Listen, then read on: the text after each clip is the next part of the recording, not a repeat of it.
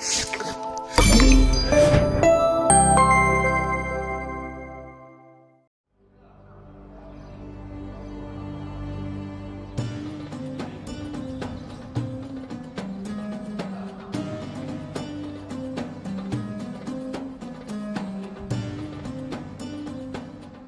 now and then, an idea takes form that changes everything. It revolutionizes the way we see and understand the world around us.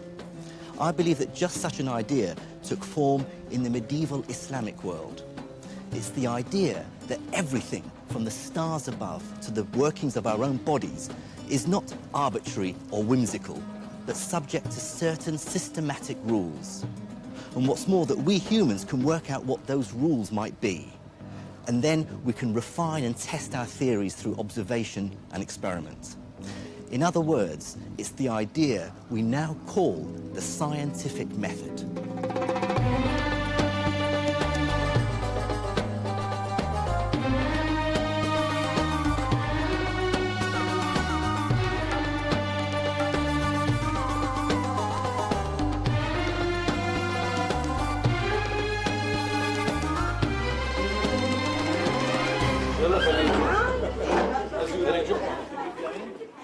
For me, the story of the scientific renaissance that took place in the medieval Islamic world is a personal one.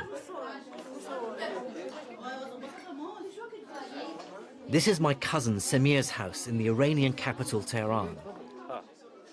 I haven't seen some of the relatives on my father's side of the family in over 30 years.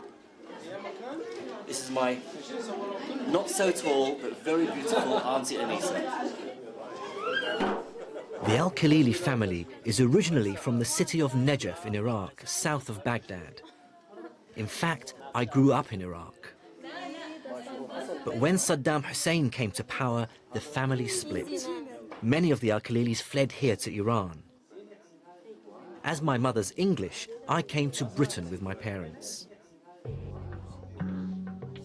There, I pursued my passion for science, and am now a professor of physics at the University of Surrey. But now, I find that my own scientific work and my Arabic and Islamic heritage are intertwined. On my journey through the Middle East, I discovered that an astonishing leap in scientific knowledge took place here 1,000 years ago, under a powerful and flourishing Islamic empire. Wealthy, powerful, successful cultures will produce enormous advances in understanding and in technique. And that's just what we find in Islam, in Baghdad, under a series of successful, powerful, wealthy, and self-confident Islamic regimes. Over 1,000 years ago, the Islamic Empire was the largest in the world. It governed an estimated 60 million people. That was over 30% of the world's population. I found an archaeological fragment of this glorious past in a suburb of Tehran, not far from my cousin's house. These ancient walls, tucked behind a back street on the outskirts of southern Tehran, are literally all that remain of the ancient city of Ray, the city that the great Persian geographer al-Muqaddasi described as one of the glories of Islam. Of course, Ray was just one of a number of cities that flourished under early Islamic rule. From Baghdad, its capital, the empire spread across thousands of miles, from North Africa through to Central Asia. Cities like Al-Askar, Basra, Merv, Gurganj, Bukhara, each powerful and thriving cities. Each would have been rich in trade, alive with culture. Each would have had its own libraries, its own academies. These were powerhouses of the new science. This really was a golden age. Think of that span of land. This is larger than any empire human civilization had ever known. Within that span of land, you can plug in the Roman Empire and it will fill just maybe, what, 1/3 of it, 1/2 of it, or something like that.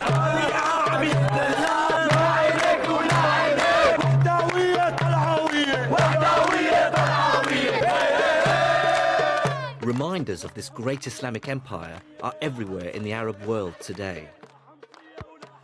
This football match in the Syrian capital Damascus is being played at the Abbasid Stadium.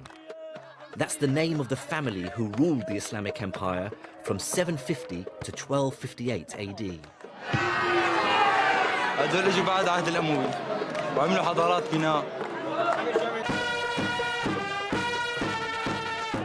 This large territory allowed them to raise enormous tax revenues to fund a search for knowledge and scholarship, which became known as the translation movement. They sent scholars around the known world to gather up great books and have them translated into Arabic. It's a legacy that's still alive in the minds of most modern Arabs. جماعة اهتموا بالفكر بالفلك وقدموا يعني طوروا تقويم الشهر كمان وعربوا الكتب اليونانية واهتموا بالعلم كثير بالطب وبالهندسة وكل For medieval Islamic leaders, scientific knowledge was crucial to successfully running a vast empire. They did have a big and sophisticated governmental administration, and obviously that needed knowledge. If you wanted to be an administrator and you had to assess taxes, you needed to know about mathematics. It also wants to be able to build monumental buildings. That requires the knowledge of architecture and, again, mathematical skills to construct fine buildings safely. Medicine, just to keep the elite happy and healthy. And those are the areas of knowledge which are first translated from other languages into Arabic.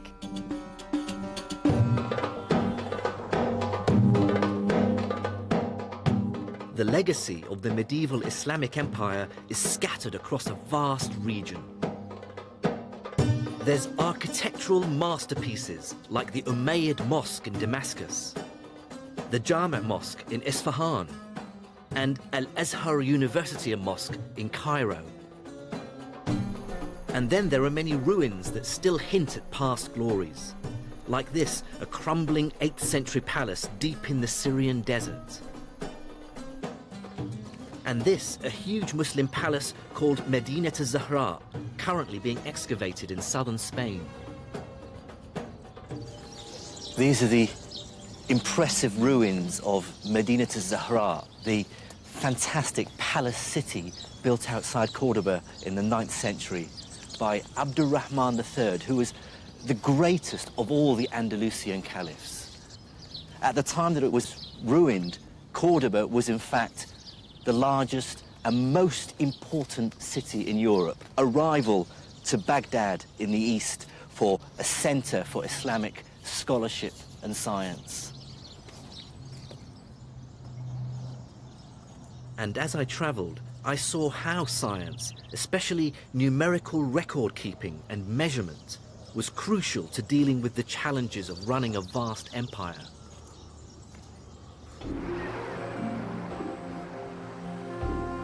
This is the mighty River Nile as it flows through the Egyptian capital, Cairo. Since antiquity, its unpredictable floods have determined the fate of Egypt's people, bringing years of lean and plenty. By the 8th century, Cairo was part of the Islamic Empire, and the new rulers took the first step to understanding this mighty river in a scientific way. They built a device to measure it.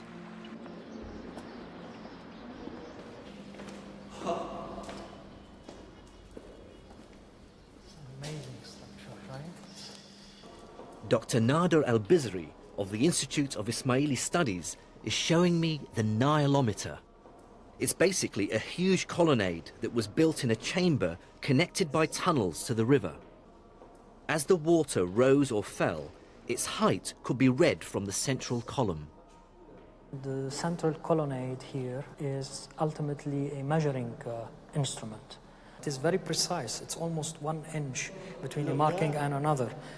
Presumably they need to know seasonal variations in the height. And to try to have some sort of record so that they could measure against certain years, where a year was known for a high level of flood versus another year known for its drought. Then they might perhaps take some precautions. Yes. The data collected from the Nilometer did have one practical use.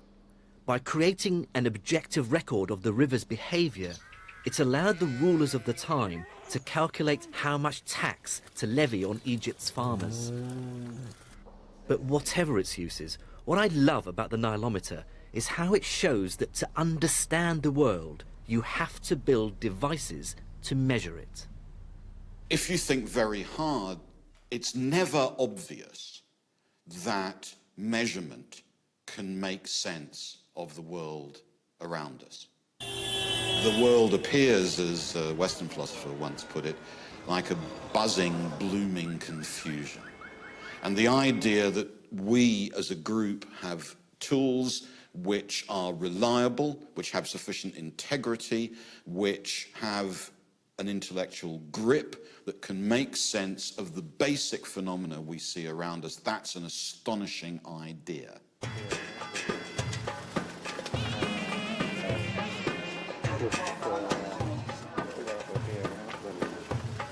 And one medieval Islamic ruler made measurement a personal obsession, giving it a scale and ambition that was truly unprecedented. His name was El-Ma'mun, and he became the caliph or ruler of the Islamic Empire in 813 AD. El-Ma'mun lived in a culture without portraiture, so all we have are later impressions of what he might have looked like. El-Ma'mun funded a range of scientific research, but one particular project was a personal favorite of his. And given that he ruled over such a large territory, it's hardly surprising what it was: map-making. In the second decade of the 9th century AD, El-Ma'mun commissioned a new map of the world, and his scientists did a pretty impressive job. It was a vast improvement on all maps that had come before. What we see here is that they've really got the Mediterranean, its shape and how it links in with the Black Sea, the Middle East, even the whole of Asia as far as China and Japan. They've even got the Indian Ocean and the east coast of Africa. It all looks pretty impressive for the known world at the time. Of course, what El-Ma'mun ultimately wanted to know was how much of the Earth as a whole did he possess? And this begged the question, just how big is the Earth?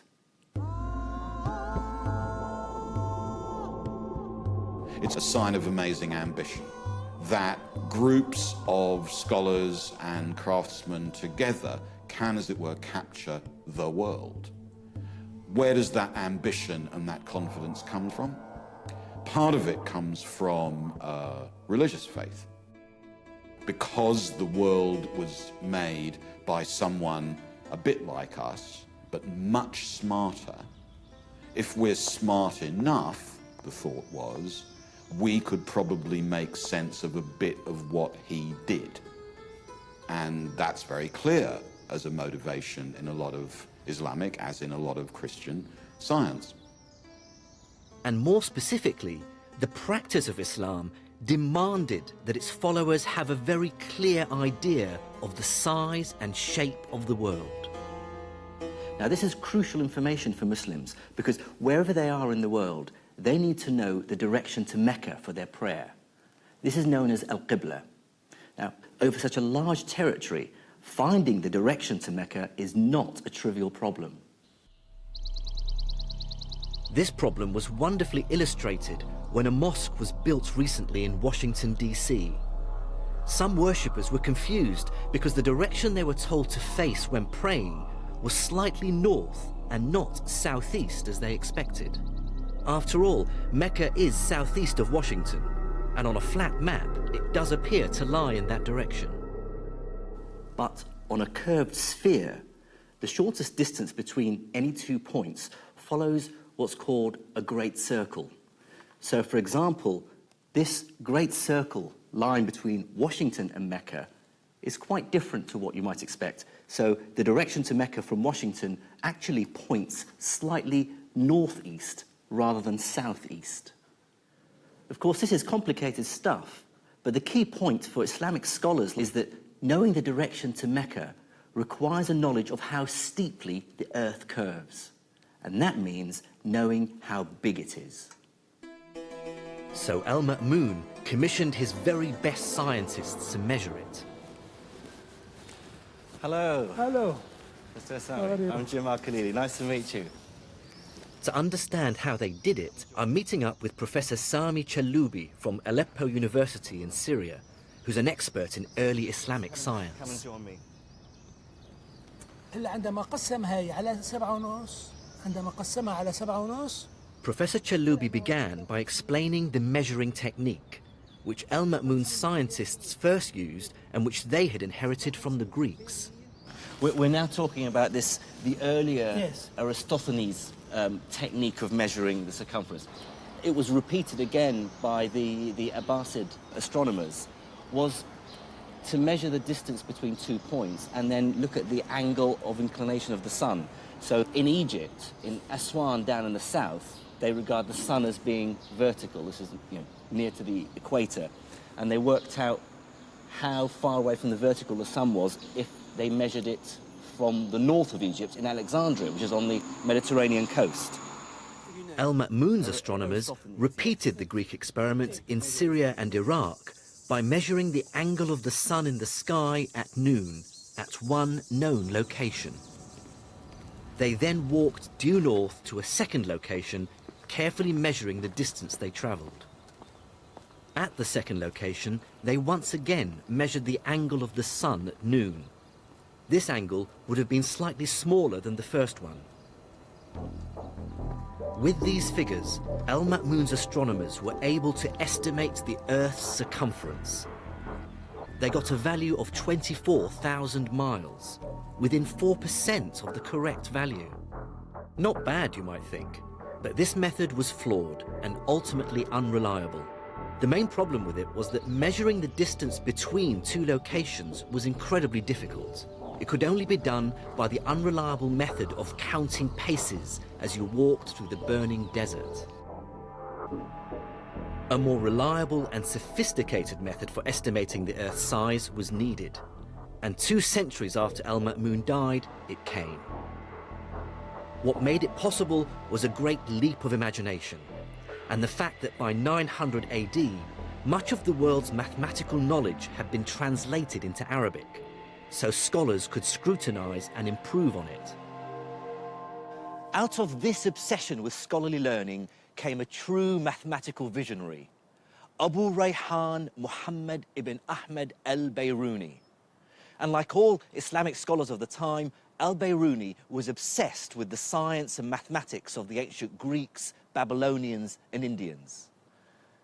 And because of the success of the translation movement, he had literally on his desk the great work on geometry by Euclid, Ptolemy's Almagest, the Indian text, the Sinhind, and the famous work on algebra by al-Khwarizmi.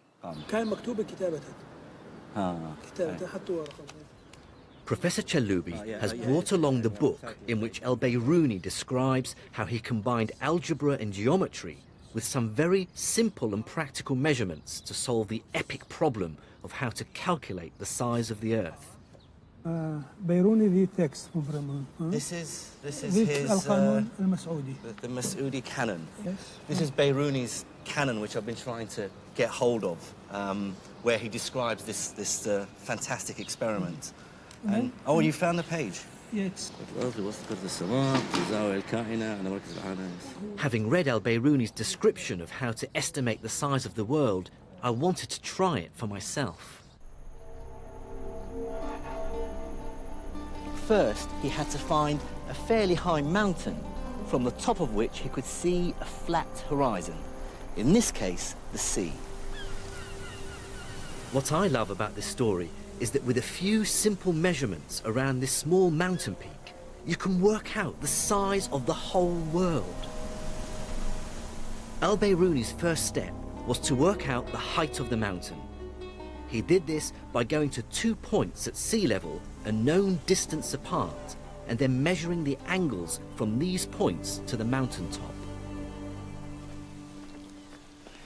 So, to measure the angle to the mountaintop, Bayruni had to use a device like this, called an astrolabe. It's basically a giant protractor. It has the angles and degrees marked around the outside and a pointer to help him determine his line of sight. So if we try now and determine the angle to the top, it has to hang freely and then, okay, so if you let it hang. I'd like to stress, if you haven't noticed already, that al-Biruni would have made his measurements more meticulously than I am. He did them again and again to get consistently reliable results. Okay, that's about it. And that is 24.5 degrees. Okay, so now we've determined one angle. We now have to go and pick our second spot along the beach.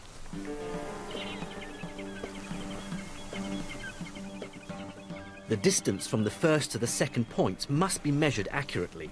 In this case, it's 100 meters, and the 2 points must be in a straight line with the mountain.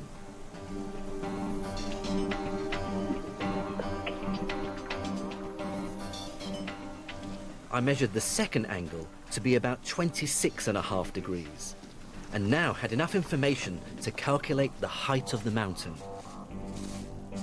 Using trigonometry and algebra, al-Biruni used a formula that relates the height of the mountain to what are known as the tangents of the angles he measured. Using my measurements, I get a figure for this mountain of about 530 meters. I now need only one more measurement to get the size of the Earth. And to get that, I have to climb to the top of the mountain. What Biruni did next was measure the angle of the line of sight to the horizon as it dips below the horizontal. So we're going to try and reproduce that. So if you can lift it up so that it's hanging, and if I locate the horizon, okay, which is about 0.5 degree, which is about the value that Biruni got. Now here's the really ingenious part. Biruni had measured 4 quantities, 3 angles and a distance. He used 2 of the angles and the distance to work out the height of the mountain. Al-Biruni now had everything he needed. In essence, al-Biruni imagined a huge right-angled triangle which has as its 3 corners the mountaintop, the horizon and the center of the Earth. Trigonometry told him that the angle he had measured and the height of the mountain are related to the radius of the Earth, and algebra allowed him to calculate it. With this formula, Biruni is able to arrive at a value for the circumference of the Earth that's within 200 miles of the exact value we know it to be today, about 25,000 miles. That's to within an accuracy of less than 1%. A remarkable achievement for someone 1,000 years ago.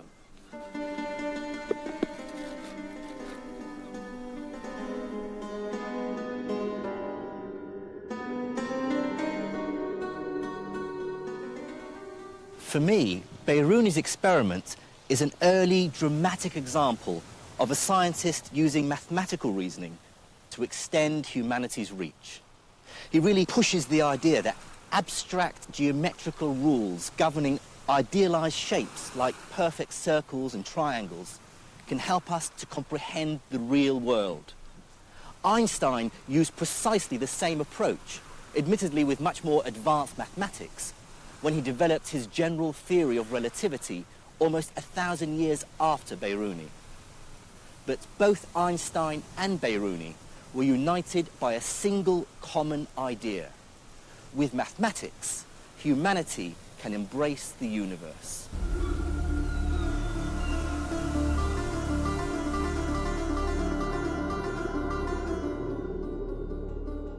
In this story of the birth of the scientific method, the Islamic scholar's ability to master sophisticated mathematics is the first crucial ingredient.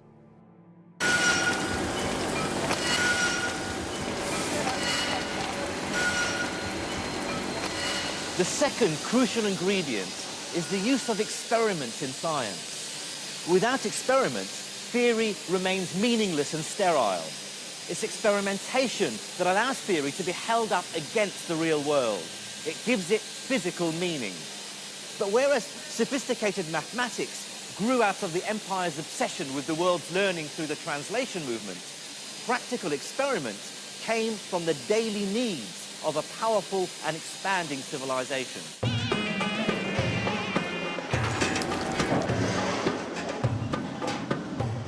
The driving force of the expanding medieval Islamic empire was trade.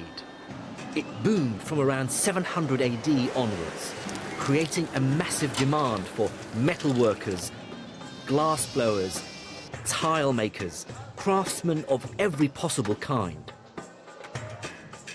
When this collided with scholarly tradition, symbolized by the translation movement, it had seismic consequences for science.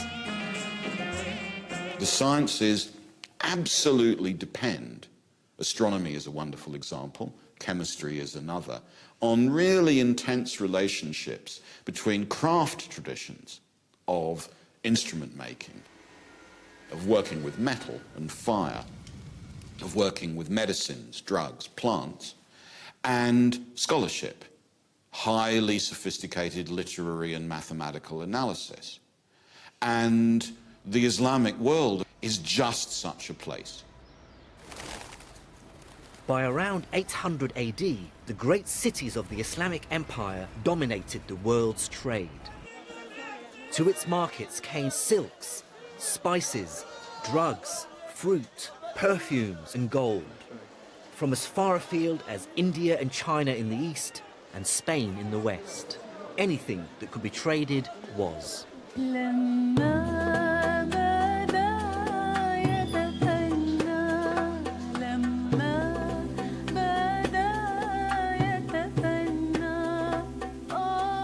A wonderful relic of this medieval trade boom are the great caravanserais, like this one in the Syrian capital, Damascus.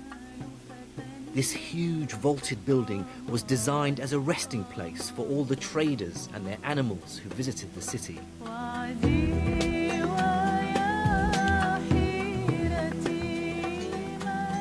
On their ground floors were wide spaces for animals and goods. And above, there were rooms for the rich merchants to refresh themselves before another day of haggling. One 10th century traveller talks of the riches and beauties of the bazaars, and that the income of the provinces and localities was between 700 and 800 million dinars.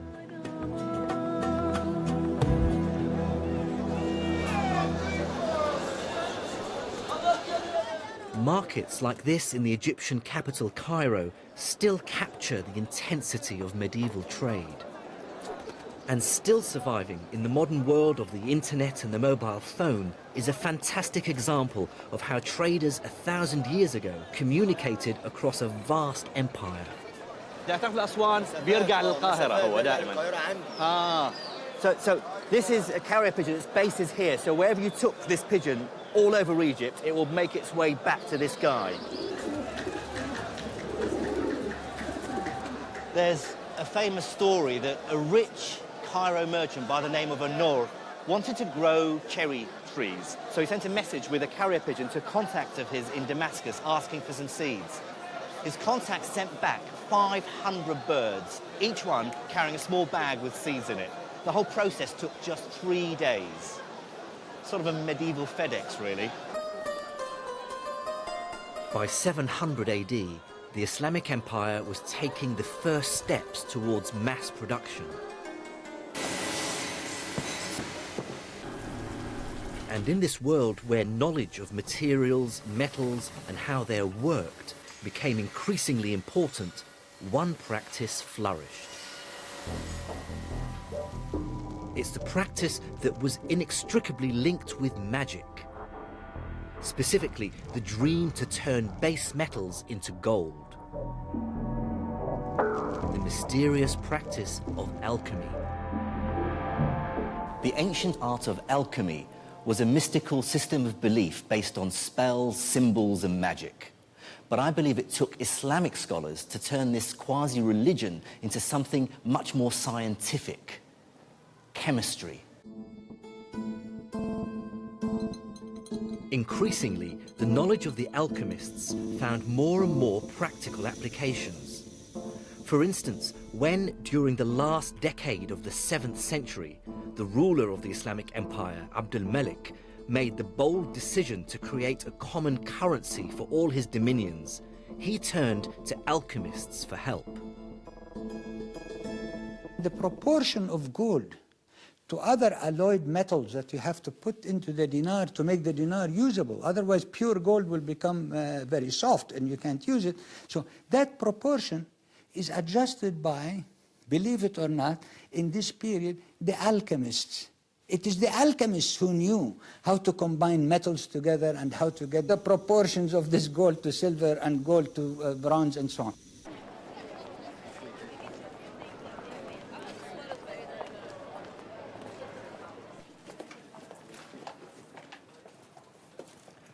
Assalamu alaikum.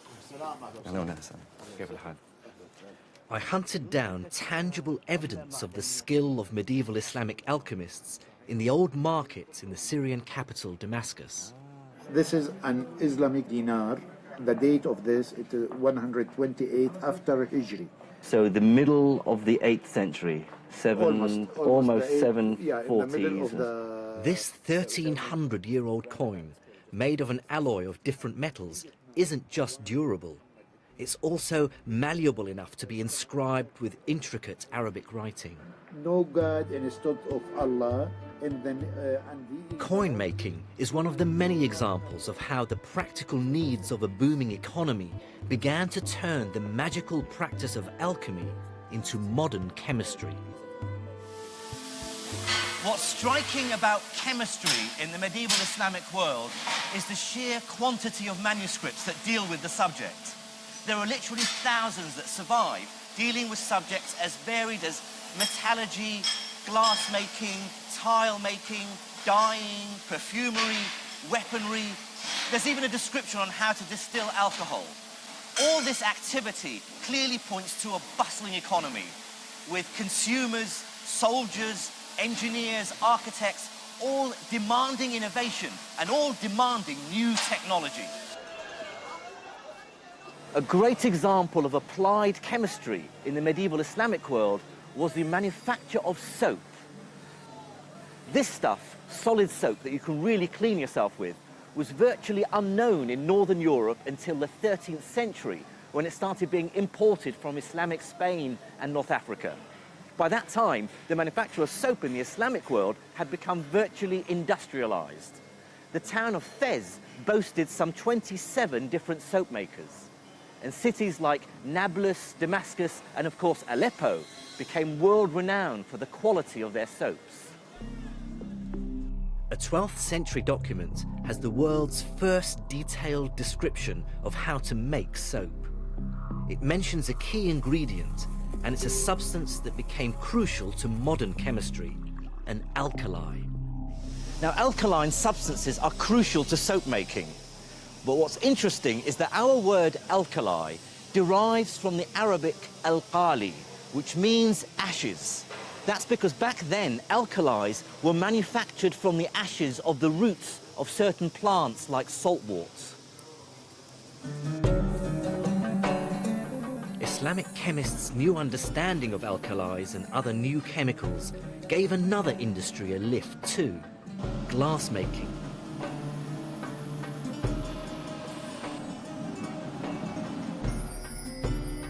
The Islamic chemists discovered that they could change the color of glass using newly discovered chemicals like manganese salts.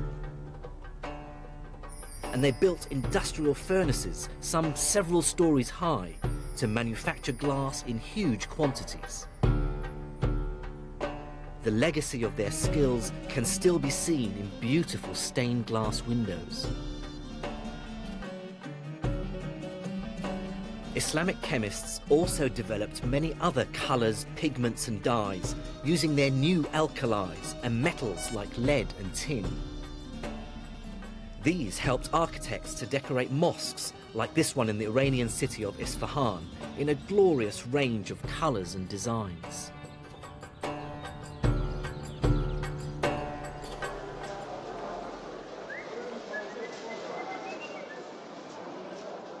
chemistry was also driven by the booming market in perfumes.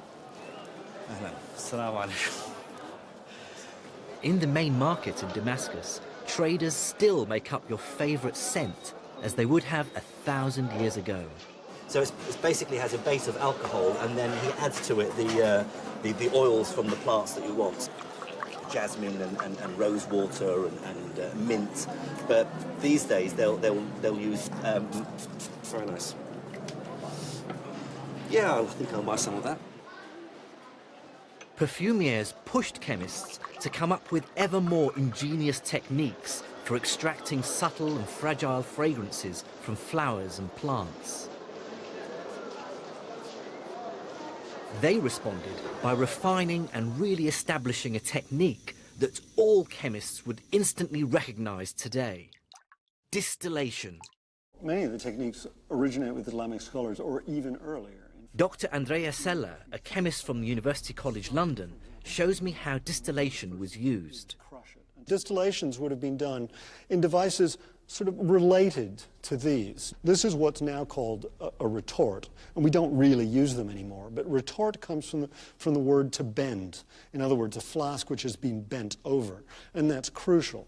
Well, many of the techniques... The shape means that a gas produced in the flask is forced to condense in the spout, and it's the main way of extracting scents from flowers and plants. Now, the idea here is that you heat at this end and you collect at the other. And so we should actually take a look and see if we can do a quick distillation with rose petals. First, we need to just put in a little bit of water. The water and steam will essentially control the temperature. What we don't want is for this to get too hot. The trick with this kind of distillation is to use heat to release the scent molecules, but at the same time making sure that these delicate substances aren't destroyed in the process. You actually use the steam to control the temperature, and the steam will carry those smells over.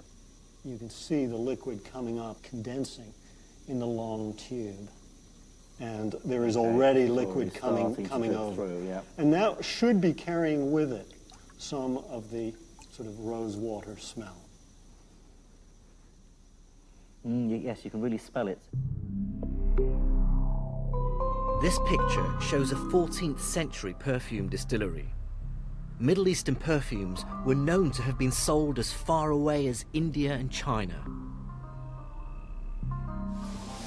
The Islamic chemists also played a pivotal role in another more gruesome industry: weaponry. Historical records during the Crusades talk in terrified tones of how the Muslims would attack the Christians with burning missiles and grenades, striking fear into the hearts of the defenders. Many of these use a substance known as Greek fire. Islamic chemists improved on Greek fire by using and refining a naturally occurring resource: petroleum. They developed the idea of distilling petroleum, or naft, to create a lighter, extremely flammable oil, which they mixed with other volatile chemicals to make them burn furiously. And the result was clearly terrifying. What all these medieval Islamic texts on chemistry have in common is their great attention to detail, which is clearly based on careful experimentation.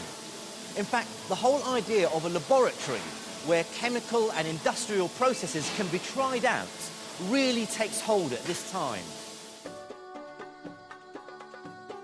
The ingenuity of medieval Islamic chemists is impressive. But I wanted to know something deeper. What contribution did they make to our modern understanding of the principles behind chemistry? This is the centerpiece of modern chemistry, the periodic table. It lists all the known elements. Its key idea is to group substances with similar properties together. On the far right, for instance, are the inert gases. On the far left are the volatile metals. The periodic table is a triumph of classification, giving scientists a way of organizing their knowledge of the material world. Classification is simply a way to think clearly. I mean, what you need when you have some ideas about how the world works is that gives you a kind of schema, and you chop the world up into categories. And that actually helps you to understand, to make sense of what's around you. People had been trying to classify the material world since ancient times. The Greeks, for instance, thought there were just 4 worldly elements: air, earth, fire, and water. But this idea was a philosophical one and had little practical value. And that's what medieval Islamic chemists really changed. They used experimental observations to classify the stuff the world is made of. At the forefront of this was a medieval Islamic doctor and chemist called Ibn Zakaria al-Razi, who was born here in the city of Ray, just outside the Iranian capital Tehran, in 865 AD. Al-Razi's classification was very different from the Greek one. He argued, for instance, that minerals, roughly stuff we dig out of the ground, should be classified into 6 groups, depending on their observed chemical properties. The same guiding principle that lies behind the modern periodic table. Now, what I've done is I've brought materials from his classification scheme. And we have here what he called the spirits. We have the metallic bodies, we have the stones, then we have the atriments, the salts, and finally the boraxes. Each of Al-Razi's groups had a profoundly different experimental behavior. For instance, spirits were flammable. The metals were shiny and malleable. Salts dissolved in water. Of course, these classifications are not the way we do it today. But the point is that for the first time, Al-Razi was grouping substances on the basis of experimental observations, not philosophical musings. We've come over 1,000 years since the work of Al-Razi. What sort of debt does modern chemistry owe to him for his classification? Well, I think with Razi we start to see the first classification which really leads on to further experiments, the first schema which allows people to start doing rational work. And so really he lies at the start of almost formal chemistry, which ultimately leads to our periodic table.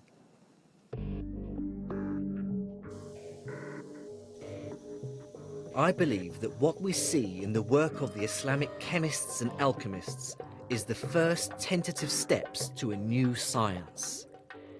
Yes, by our standards, it contained a lot of magic and mumbo-jumbo, but it placed an emphasis on experimentation that was truly revolutionary. But bigger and better was to come, because Islamic mathematics and the experimental techniques of Jabir ibn Hayyan and Al-Razi were about to be welded together in a completely innovative way that would revolutionize their work and create the modern scientific age. Until the 9th or 10th centuries, ideas about science and how the natural world worked were dominated by the Greek philosopher Aristotle, and they were very different from ours today. He believed that mathematics was concerned only with an abstract world of perfect forms, of idealized shapes like circles, squares, and triangles. It had no power to explain what we observe in the world around us, a world characterized by irregular, wonky shapes and constant change. Physics is a Greek word meaning the science of change. And for the classical Greek tradition, there was a strong sense in which the science of change was in contradiction with mathematics. Mathematics dealt with perfect knowledge, with the unchanging world of mathematical forms. And it seemed in principle extremely unlikely that processes of coming into being and passing away, of growth and of decay, of qualitative change, could be captured with the beauties of geometry and mathematics. The story of how humanity shook off this idea and began to see that mathematics is actually an incredibly powerful way of describing the world around us, is long and complicated. But for me, Islamic scientists played a crucial role. And I believe one man really led this movement to turn mathematics from a language of abstract thought into a truly practical science. He was, like me, from Iraq, and his name was Ibn al-Haytham. What al-Haytham and his contemporaries argued for was the possibility, in a way, of a single science, which would be both mathematical and philosophical, which would link together a physics, a science of change, with a mathematics, a science of quantity. And that seems to me to be radical and crucial for the construction of new forms of reliable knowledge. Ibn al-Haytham was born in 965 AD in the southern Iraqi town of Basra, and other scholars regarded him as a prodigy. He shot to scientific fame just after the turn of the first millennium, and was an incredibly innovative and brilliant scholar. His reputation as an intellect spread throughout the empire. But it was this reputation that would almost cause him to lose everything when he took up the poisoned chalice of trying to tame one of the world's greatest rivers.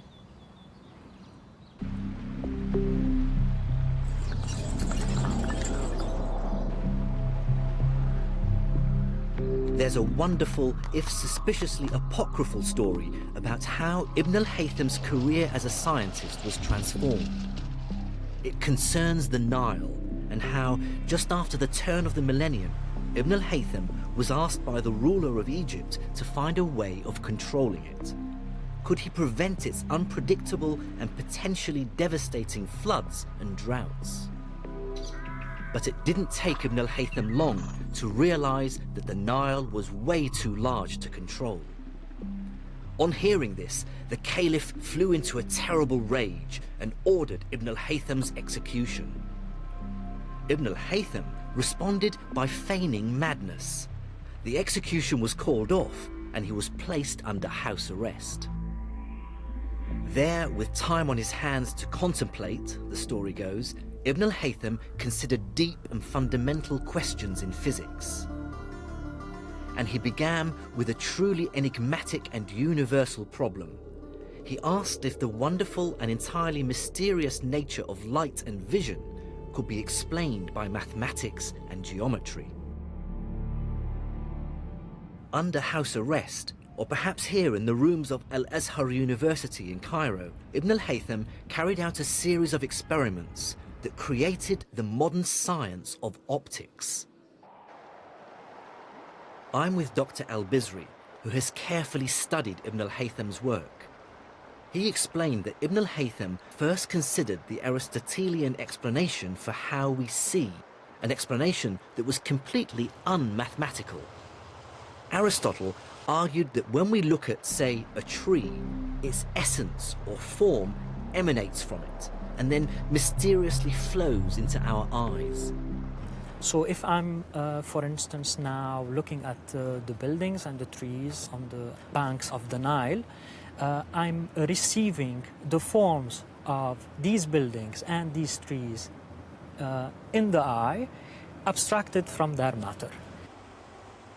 According to Dr. Al-Bizri, Ibn al-Haytham found this idea deeply unsatisfactory. He wanted a mathematical explanation. And looking back at existing Greek writings, he found one, although it was obscure and bizarre. This idea claimed that we see because light rays come out of the eye. Ultimately, it says that vision occurs by way of the emission from the eye of light that is shaped in the form of a pyramid or a cone. This cone-shaped beam illuminates what we're looking at and is defined by nice geometric straight lines. It seems Ibn al-Haytham liked this mathematical approach, but immediately spotted its flaws. If we see, he asked, because light comes out of the eye, why does it hurt when you look at a bright object like the sun but not hurt when you look at something dim? Or at night, can light from our eyes really be lighting up distant objects in the sky? So, in an inspired piece of thinking, Ibn al-Haytham combined the two Greek ideas and defined our modern understanding of light and vision. Light, he said, does travel in straight lines that obey geometric laws, but instead of them coming out of the eye, these rays travel into it. It is the development of an entirely new theory, and also methodologically, it is the beginnings of mathematizing physics. What Ibn al-Haytham did was take the principles of geometry with its rules governing straight lines and apply them to the real world. He then designed experiments which would test whether the real world measured up to his mathematics. In about 1020, Ibn al-Haytham published his groundbreaking geometric explanation of light in his Kitab al-Manadhir, or Book of Optics. And what really marks this book out as science is that Ibn al-Haytham carefully justifies his theories with detailed experiments that others can repeat and verify. He starts from first principles to find out how light travels.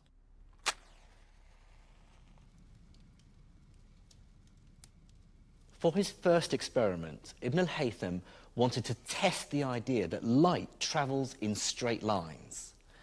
Now, to do this, he took a straight tube on which he'd drawn a straight line down the side and a ruler, again with a straight line down the length of it. And by matching the two together, he was convinced then that the tube was straight. Now, if he uses it to look at an object, in this case a candle, he can see the candle through the tube, which is good evidence that the light is travelling up in a straight line. But just to be sure, he then blocked the end of the tube. And then, by looking at the candle again, of course, he can't see it, because what this does is confirm that the light doesn't travel to his eye via any other route in a curved path outside the tube, proof that light only travels in a straight line. Now, this might sound quite trivial and obvious to us, but Ibn al-Haytham was starting from first principles. Then, through experiment, he extends his light travels in straight lines idea to many other phenomena. He explains how mirrors work by arguing that the angle the ray comes in at is the same as the angle it bounces off at. He explains what we now call refraction, why objects look kinked in a glass of water, arguing that light rays bend when they move from one medium to another. And then he tackles the nature of vision. Ibn al-Haytham wanted to understand how an object makes an image on the retina of the eye. So he built what he believed was a stripped-down version of the eye, which is basically a black box with a tiny hole in it. This is what we call today the camera obscura. He next took his subject, in this case Anna, who's very brightly lit, and we now go inside the box to see what the image looks like. Now that I'm inside the camera obscura and I've allowed my eyes to get used to the dark, we can open the hole. And there we clearly see the image of Anna waving on the screen. But the image is inverted because light travels in straight lines, and so the light from her head has to move diagonally downwards to hit the bottom of the screen, and light from her feet travels diagonally upwards to hit the top. But more importantly, what this proved to Ibn al-Haytham is that there's a one-to-one correspondence between every point on the object, on Anna, and every point on her image on the screen. Just like a modern scientific paper, the attention to detail in the Kitab al-Manadhir is incredible. His book isn't just a dry scientific treatise, it's a manual for future generations. In his work, he constantly justifies his theories about light with experimental observation. And he describes his experiments in great detail so that other people can repeat them and confirm his ideas. His message is, don't take my word for it, see for yourself. I believe that Ibn al-Haytham was one of the very first people to ever work like this. This, for me, is the moment that science itself is summoned into existence and becomes a discipline in its own right.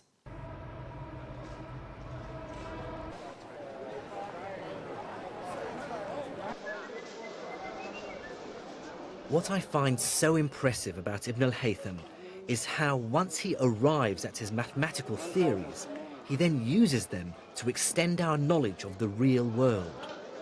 So, for instance, he used his new ideas about light to deduce that the Earth's atmosphere is of a finite thickness.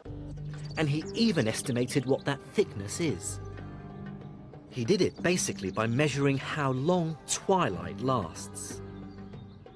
He rightly assumed that the reason it continues to be light after the sun has dropped below the horizon must be because its rays bend as they enter the Earth's atmosphere.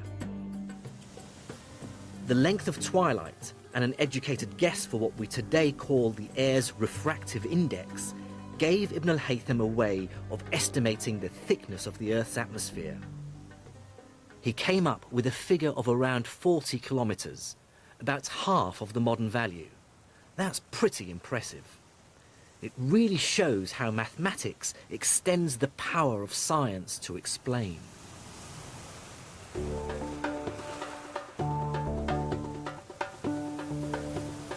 On my journey so far, I've been overwhelmed by the sheer intellectual ambition of medieval Islamic scientists. When their leaders asked them to find out the size of the world, scholars like al-Biruni used mathematics in startling new ways to reach out and describe the universe.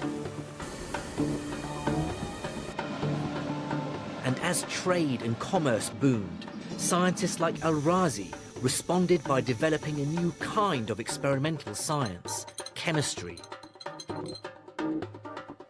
But if there's one Islamic scientist we should remember above all others, it is, in my view, Ibn al-Haytham, for doing so much to create what we now call the scientific method.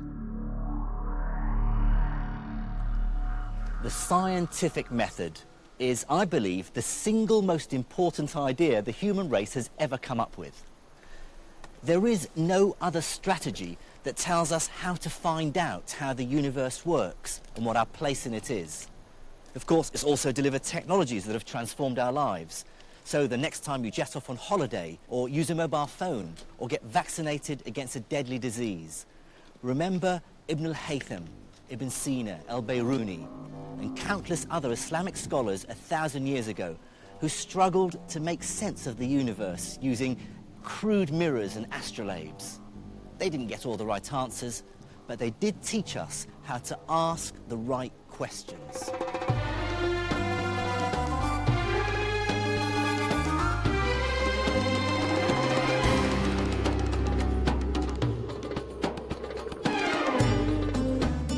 In the next episode, I travel to Syria and northern Iran to find out about the great Islamic scientists who revolutionized astronomy, making it a truly modern science. And I'll also discover how the man many consider to be the father of the European scientific renaissance, Copernicus, borrowed from Islamic astronomical theories. And I'll unravel the mystery of how the golden age of Islamic science came to an end.